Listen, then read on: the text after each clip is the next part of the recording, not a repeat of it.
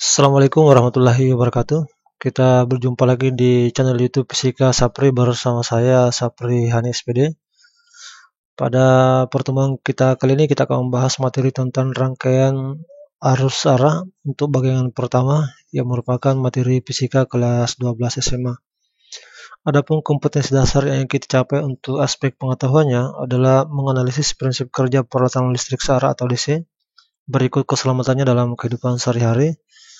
Kemudian kompetensi dasar aspek keterampilannya adalah melakukan percobaan prinsip kerja rangkaian listrik searah atau DC dengan metode ilmiah, berikut presentasi hasil percobaannya. Baik, pada pertemuan kita kali ini kita akan membahas tentang listrik, di mana listrik terbagi atas dua, itu listrik dinamis dan listrik statis. Di mana listrik dinamis mempelajari tentang aliran muatan listrik atau arus listrik dalam satu rangkaian. Nah, untuk lebih jelasnya saksikan terus di channel YouTube Fisika Sapri. Namun sebelum kita lanjut, saya minta dukungan kalian untuk terus mendukung channel ini dengan cara klik like dan subscribe. Mudah-mudahan video ini bermanfaat. Baik, kita lanjut ke konsepnya. Yang pertama adalah menentukan arus listrik dan arus elektron. Kita perhatikan dalam satu rangkaian, di mana jika rangkaian ini atau saklarnya kita tutup, maka arus akan mengalir dari sumber tegangan berupa baterai, kemudian bisa menyalakan lampu, di mana ada ini yang warna merah adalah aliran kuat arus listrik mengalir dari kutub positif ke kutub negatif, atau dari beda potensial yang lebih rendah ke potensial yang lebih rendah. Sebaliknya untuk arah elektronnya berlawanan arah dengan arah arus listrik, di mana arah elektron mengalir dari potensial rendah ke potensial yang lebih tinggi. Selanjutnya kita masuk ke penentuan atau menentukan syarat arus listrik dapat mengalir pada suatu rangkaian. Yang pertama, rangkaian dibagi atas dua, itu rangkaian terbuka dan rangkaian tertutup. Jadi pada gambar sebelah kiri kita lihat rangkaian terbuka, karena saklarnya tidak ditutup sehingga secara otomatis tidak ada sambungan di sini dan akibatnya tidak ada arus listrik yang mengalir, makanya lampunya mati. Sedangkan sebelah kanan ada rangkaiannya tertutup, di mana sumber tegangan berupa baterai bisa mengalirkan kuat arus dari potensial tinggi plus ke potensial yang lebih rendah atau negatif. Dalam rangkaian apa agar arus listrik dapat mengalir, sudah jelas bahwa pada rangkaian tertutup arus listrik dapat mengalir dibuktikan dengan lampunya bisa menyala. Konsep yang pertama adalah aliran arus listrik, di mana dua benda A dan B memiliki perbedaan potensial, di mana A memiliki potensial lebih tinggi, kemudian di B potensialnya lebih rendah. Kemudian dihubungkan dengan batang konduktor, maka akan terjadi, karena adanya perbedaan beda potensial, maka arus listrik dapat mengalir dari kedua benda ini, baik A atau B. Apakah ketika terjadi aliran muatan listrik dari B ke A sampai muatan B itu habis? Nah, karena benda A dan B memiliki jumlah dan jenis muatan yang sama, maka dapat dikatakan bahwa telah memiliki potensial yang sama. Jadi arus listrik dapat mengalir jika terjadi perbedaan beda potensial.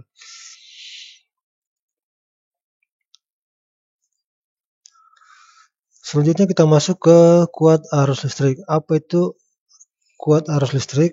Jadi arus listrik searah dengan arah muatan positif, di mana arus listrik mengalir dari kutub positif ke kutub negatif. Nah, berapa besarnya arus listrik yang mengalir? Nah, kita hitung adalah, kita berikan contoh di atas ini, kita simulasikan. Misalnya ini kita hitung berapa jumlah alirannya.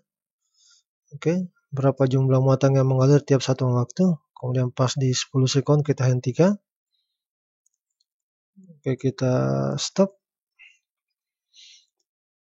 Nah, kuat arus listrik adalah banyaknya muatan yang mengalir dalam suatu penghantar tiap detik, di mana dirumuskan I sama dengan Q per T. Jadi Q adalah banyaknya muatan, kemudian T adalah waktu dalam satuan sekon, dan I adalah kuat arus listrik. Jadi satunya adalah ampere. Jadi 1 ampere didefinisikan sebagai banyaknya muatan listrik sebesar 1 coulomb yang mengalir dalam penghantar selama 1 sekon, atau 1 ampere sama dengan 1 coulomb per sekon. Kita masuk ke contoh soal. Contoh soal latihan untuk menentukan kuat arus listrik. Sebuah akumulator pada kutub-kutubnya dihubungkan dengan terminal lampu jika kuat arus yang mengalir pada lampu adalah 0,5 ampere dan lampu dinyalakan selama 2 menit. Kira-kira berapakah muatan listrik yang dilewati oleh lampu tersebut? Nah, kita tuliskan dulu diketahui dalam soal adalah kuat arus berarti I-nya 0,5, kemudian waktunya 2 menit berarti T, 2 menit dirubah ke dalam sekon, 2 kali 60 sama dengan 120 sekon. Maka Q-nya jumlah muatannya adalah I kali T, I-nya 0,5, T-nya 120 berarti 0,5 itu sama dengan setengah atau seperdua. Setengah kali 120 atau 120 bagi 2 dapat 60 kolom. Jadi banyaknya muatan yang mengalir adalah sebesar 60 kolom. Nah, bagaimana menentukan kuat arus listrik? Arus listrik diukur menggunakan suatu alat namanya amperemeter. Ini ada alatnya. Ini amperemeter disimbolkan dengan huruf A. Kemudian alat ini dipasang dalam satu rangkaian dengan cara disusun secara siri. Ini namanya disusun secara siri, rangkaiannya secara siri ya. Jadi diputus kemudian dihubungkan dengan amperemeter. Jadi kutub positif dari sumber tegangan baterai ini positif, ini masuk ke kutub positifnya amperemeter, negatifnya juga masuk ke kutub negatifnya amperemeter. Berikutnya adalah cara pembacaan amperemeter. Bagaimana cara membacanya? Nah, yang pertama dulu kita kenali dulu bagian-bagian daripada amperemeter itu ini. Jadi skala maksimumnya ini adalah skala yang ditunjuk dari ini antara 50 dan 100 namanya skala maksimum. Kemudian skala yang ditunjuk jarum adalah ini warna merah ini, garis merah ini berapa ditunjuk oleh jarumnya. Kemudian skala batas ukurnya itu dari 10 ampere, 5 ampere, 1 ampere atau 100 miliampere. Berapa yang terbaca pada gambar di atas kira-kira kita lihat. Jadi nilai yang terbaca yang terukur adalah nilai yang ditunjuk oleh jarum kali batas ukur per nilai maksimum. Berapa yang ditunjuk oleh jarum kita lihat ya, di sini 100, di sini 90, 80, 70, 60, 50, 40, di sini 30, di sini 20, di sini 10, di sini 0, di sini 30. Setiap satu skala ini kalau kebetulan cuma 5 garis ini berarti satunya adalah 2. Jadi 30 di sini 32, 34. Ditunjuk jarum adalah 30, 34. Kali batas ukurnya yang ini. Yang ini batas ukurnya. 1 ampere. 34 kali 1 per nilai maksimumnya adalah 100. Diambil yang ini, bisa diambil yang di atas, bisa juga ini. 100 berarti 30 kali 1, 34 kali 1, 34, 34 per 100 dapat 0,34 ampere. Jadi nilai yang terukur 0,34 ampere. Nah, sebagai latihan di rumah, kalian bisa kerjakan soal di atas. Perhatikan gambar berikut. Berapakah besar arus listrik yang terbaca pada amperemeter? Yang ditunjuk adalah 2. Skala maksimumnya adalah 5 dan batas ukurnya adalah 2 ampere. Jadi kalian bisa coba dengan soal latihan seperti tadi. Berikut adalah pengukuran beda potensial. Jadi untuk mengukur untuk mengukur kuat arus, sekarang mengukur beda potensial. Pengukuran beda potensial digunakan namanya alat disebut dengan voltmeter. Jadi ini voltmeter, ini pemasangan voltmeter pada satu rangkaian disusun secara paralel. Yang ini modelnya dia susunannya namanya paralel. Kalau tadi voltmeter, amperemeter diputus di sini, kalau ini dia disambung antara dua balong ini misalnya. Disusun secara paralel. Untuk cara pembacaan pada voltmeter itu sama dengan cara pembacaan pada amperemeter. Jadi berapa skala yang ditunjuk dikalikan dengan batas ukurnya dibagi dengan skala maksimumnya berapa. Nah, contoh misalnya ada contohnya sini. Setelah voltmeter terpasang, kemudian ditunjukkan angka seperti ini. Yang ditunjukkan adalah angka 2, skala maksimumnya 5 dan batas ukurnya adalah 2, berarti 2 ini 2 kali 2 bagi 5. 2 kali 2 bagi 5. Gitu ya. Jadi 2 kali 2 bagi skala maksimumnya 5. Jadi 2 kali 2 4 bagi 5 dapat 0,08. Untuk latihan voltmeter di rumah, kalian bisa saksikan, bisa lihat contoh di atas. Kira-kira berapa skala yang terbaca pada voltmeter tersebut. Jadi angka yang ditunjuk ini sudah jelas, ini berapa 40, kemudian skala maksimumnya 100. Nah, batas ukurnya diambil adalah 1 volt. Ini kebetulan di sini warna merahnya adalah 1 volt. Kira-kira berapa yang terukur?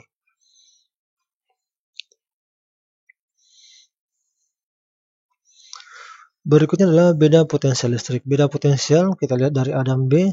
A memiliki potensial lebih banyak, kemudian B potensial lebih rendah, maka elektron mengalir dari potensial lebih rendah ke potensial lebih tinggi, sedangkan arus listrik mengalir dari potensial tinggi ke potensial yang lebih rendah, atau dari A ke B, sedangkan elektronnya mengalir dari B ke A. Kita lihat lagi dari C dengan D. C dan D, potensial C lebih rendah, lebih banyak negatifnya, kemudian D lebih tinggi. Elektronnya mengalir dari lebih rendah ke tinggi, dari C ke D. Listriknya mengalir dari D ke A. Selanjutnya potensial C dengan E dengan F. E-nya potensial lebih rendah, D-nya potensial lebih tinggi, maka arusnya mengalir dari F ke E, sedangkan elektronnya mengalir dari E ke F. Kita lanjut, jadi definisikan apa itu beda potensial listrik. Jadi energi yang diperlukan untuk memindahkan muatan listrik disebut, tiap satuan muatan disebut dengan beda potensial. Jadi beda potensial sama dengan banyak energi yang diperlukan untuk memindahkan satu muatan. Ini. Jadi V sama dengan Q W per Q. V-nya adalah beda potensial, W-nya adalah energi, kemudian Q adalah muatan. Jadi satu volt itu definisikan adalah energi yang diperlukan untuk memindahkan muatan listrik sebesar 1 coulomb untuk memerlukan energi sebesar 1 joule. Itulah pengertian daripada 1 volt atau beda potensial. Kita masuk ke level latihan untuk beda potensial. Sebuah baterai memiliki beda potensial sebesar 1,5 volt. Jika baterai digunakan untuk menyalakan lampu, maka sejumlah 50 coulomb muatan listrik yang melewati lampu. Berapakah besar energi yang dikeluarkan oleh baterai tersebut? Nah, kita ketahui dulu pertama adalah beda potensialnya adalah 1,5 disimbolkan dengan V, kemudian muatannya Q, 50 coulomb ini. Tanyakan berapa besar energinya, W-nya. W sama dengan Q kali V. Kalau tadi V sama dengan W per Q, tapi kalau dalam soal diminta adalah energinya W, maka W sama dengan Q kali V. Q-nya 50, V-nya 1,5 volt. 50 kali 1,5 volt sama dengan 75 joule. Jadi energi yang diperlukan dikeluarkan oleh baterai adalah sebesar 75 joule. Selanjutnya kita masuk ke hukum OHM, hukum Ohm. Hukum Ohm ini mempelajari tentang hubungan antara sumber tegangan, kuat arus, dan hambatan. Nah, kita lihat percobaan yang pertama. Lampu dengan jumlah baterai 1, tegangannya adalah 1,2 volt dan arusnya adalah 0,2 ampere. Kemudian baterai yang ditambah menjadi 2. Nah, ini kita lihat lampunya sudah mulai terang sedikit. Tegangannya 2,9, arusnya 0,4 ampere. Sedangkan jika baterainya ditambah menjadi 3, sumber tegangannya menjadi lebih banyak, maka tegangannya menjadi 4 volt dan arusnya adalah 0,54 ampere. Ini bisa kita bagaimana hubungan antara beda potensial dan kuat arus listrik. Nah, dari tabel kita bisa lihat bahwa beda potensial diperbesar. Jika ini diperbesar ini, maka arusnya juga semakin besar. Bagaimana hubungannya? Kita buat dalam bentuk grafik. Grafiknya seperti ini. Ada grafik beda potensial dengan kuat arus listrik. Jadi arusnya di X, sumbu X. Tegangannya beda potensialnya di sumbu Y. Kita lihat percobaan pertama, tegangannya 1,2, arusnya 0,2 di sini. Tegangannya 2,6, arusnya 0,4. Kemudian tegangannya 4, arusnya 0,54. Jika kita lihat kemiringannya, garisnya berbentuk garis linear, lurus ke atas. Di mana dari gambar ini, dari grafik ini kita bisa lihat bahwa tegangan berbanding lurus dengan arus. Artinya semakin besar tegangan, maka arusnya juga semakin besar.